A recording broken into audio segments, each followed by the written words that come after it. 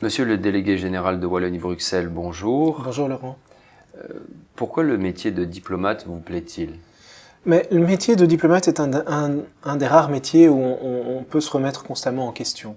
On est dans un métier où à intervalles réguliers, tous les 3, 4, 5 ans je dirais, on est obligé de changer de pays. Et donc changer de pays c'est un nouveau défi, c'est devoir s'adapter à de nouvelles réalités, à de nouvelles cultures. C'est recommencer à zéro, y compris au niveau de son réseau de contacts, de ses amitiés. C'est toujours repartir avec un œil nouveau.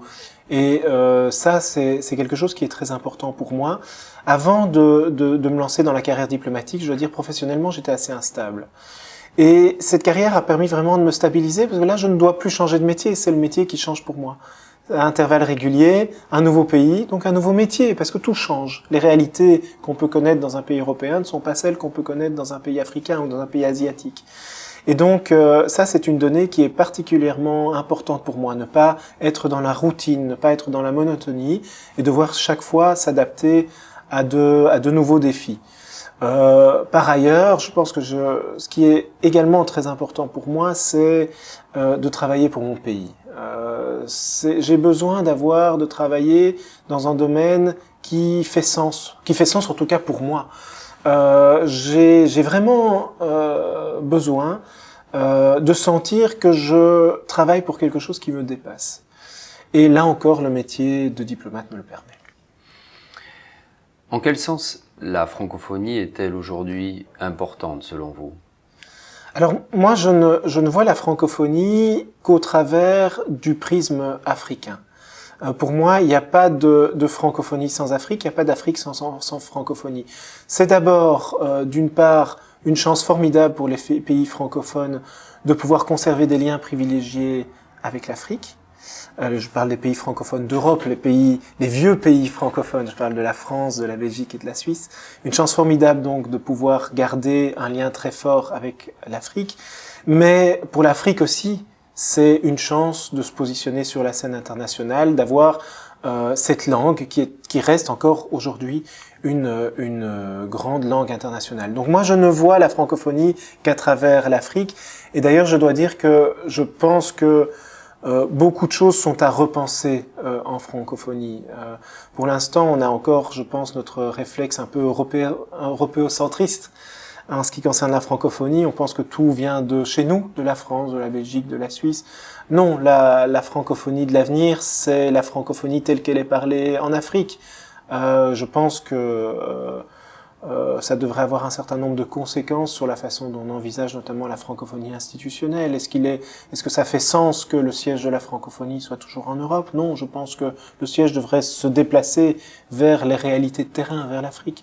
Voilà, enfin, je ne vais pas entrer dans le détail de ce genre de choses, mais voilà, pour moi, la francophonie qui fait sens, c'est la francophonie africaine. Je voudrais simplement dire une chose. On dit souvent, et peut-être que vous m'attendiez à ce que je dise ça, la francophonie, c'est un système de valeurs. Eh bien, moi, je dois dire que je pense que c'est vraiment un lieu commun de dire une chose pareille. Je sais que ça se dit souvent. Je pense qu'on le dit sans y penser. Je pense pas que la francophonie induise un système de valeurs particulier. Je pense je pense qu'on n'a pas le monopole de la démocratie, des valeurs démocratiques, des valeurs des droits de l'homme. Je pense que ça, c'est pas le sens de la francophonie, en tout cas tel que je l'entends. Vous êtes attaché à l'Afrique, on l'entend, après y avoir travaillé plusieurs années. Pourquoi l'aimez-vous? Alors, l'Afrique, c'est un continent très particulier. C'est d'abord alors on ne s'en rend pas compte de prime abord, mais les valeurs humaines sont différentes. Quand vous devenez ami d'un Africain, je parle vraiment d'une vraie amitié, vous entrez dans sa famille, vous devenez un frère. Et c'est très très fort ce sentiment-là. Je pense que alors j'ai évidemment des amitiés très fortes que j'ai pu faire avant et après, que j'ai pu constituer avant et après l'Afrique. Mais il y a quelque chose de très particulier avec les amitiés africaines. C'est qu'on n'est plus un ami, on est un membre de la famille. Et ça, c'est quelque chose qu'on ne le ressent pas tout de suite, évidemment. Lorsqu'on met le pied sur le sol africain, on se dit pas, ah, j'aime l'Afrique. Moi, j'ai mis beaucoup de temps avant d'aimer l'Afrique. J'ai mis plusieurs mois, je dois le dire. C'était difficile au début, parce que on doit s'adapter à une nouvelle réalité qui est complètement différente de celle qu'on peut connaître en Europe. On ne comprend rien. Et petit à petit, évidemment, on est forcé de s'adapter, d'essayer de comprendre un peu. Donc les choses prennent leur logique, mais ça prend du temps. Et au fil du temps, on découvre cette beauté de l'Afrique-là. Alors il y a d'autres choses, mais la terre, elle est belle partout. Je dirais, je pourrais dire que j'aime beaucoup les paysages sahéliens, notamment l'Afrique qu'on peut voir au Tchad ou au Niger ou au Mali. Mais l'Afrique, elle est diverse. Évidemment, l'Afrique du Sahel n'est pas l'Afrique de l'Ouest, n'est pas l'Afrique centrale, et même en Afrique centrale ou en Afrique de l'Ouest, on trouve encore différentes réalités africaines. Donc voilà, moi je vous dirais pas, j'aime l'Afrique parce que je trouve les paysages extraordinaires. J'adore les paysages européens, j'adore les paysages africains. Mais moi, ce qui me touche surtout en Afrique, ce sont les gens.